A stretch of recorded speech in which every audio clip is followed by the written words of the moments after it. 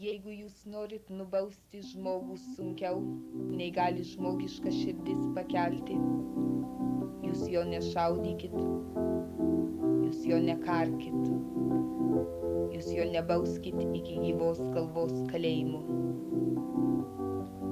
Jūs jį ištremkit svetiman kraštan, jo tėviškę paverskit krūvą pelenų ir rašalų raudonų lygumas žalias užliekit. Jūs jį ištremkit svetiman kraštan ir tūkstančiai aštrų kaip peilis svetimų akių jį šaudys, kasdieną medžiai svetimi jį kars ir svetimi namai ir svetimas gyvenimas bus jo kalėjimu iki gyvos širdies. Jeigu jūs norite nubausti žmogų, jūs jį ištremkit svetiman kraštan ir leiskit kasdien jam slankiot svetimų namų šešėlį, kol jo širdis išdžius, kol paskutinis kraujas gyslose išdžius, kol iš žmogaus paliks tik buvusio žmogaus šešėlis.